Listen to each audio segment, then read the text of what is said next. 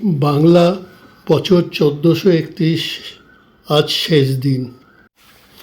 আমরা যে সমাজে বসবাস করি তার উন্নতি হওয়া যেমন আমাদের কাম্য, তেমনি আমরা যে চায়ের দোকানে দুবেলা আড্ডা মারি তার দোকানেরও যাতে উন্নতি হয় সেটা আমাদের হযবরলর একটা দায়বদ্ধতা। চায়ের দোকানে বেঞ্চ থাকলে মানুষজন সেখানে আরাম করে বসতে পারবে, চা পান করতে পারবে এবং গল্প করতে পারবে।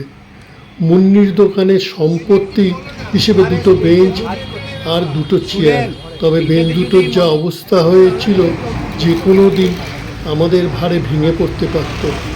তাই আমরা সকলে মিলে একটা সিদ্ধান্তে এলাম যে পুরাতন বেঞ্চ দুটিকে সারানো তো হবে, সাথে সাথে একটা নতুন বেঞ্চ আমাদের তরফ থেকে মুন্নির দোকানে প্রদান করা হবে।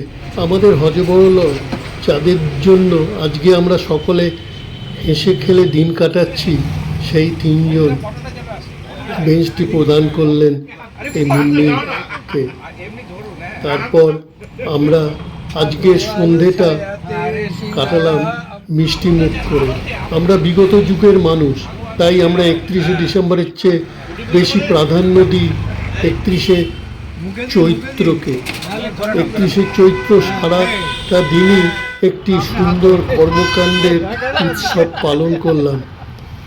সেই নিয়ে একটি ভিডিও প্রকাশ করলাম, যেটা আপনাদের শেয়ার করলাম।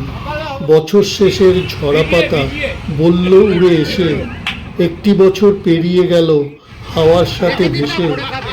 নতুন বছর আসছে, তাকে যতন করে রেখো, স্বপ্নগুলো সত্যি করে ভীষণ ভালো থেকো।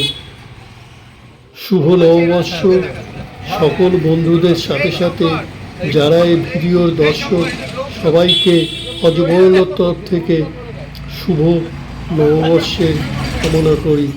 দিনটি যেন, বছরটি যেন সবই ভালো যায়, এই কামনা করি।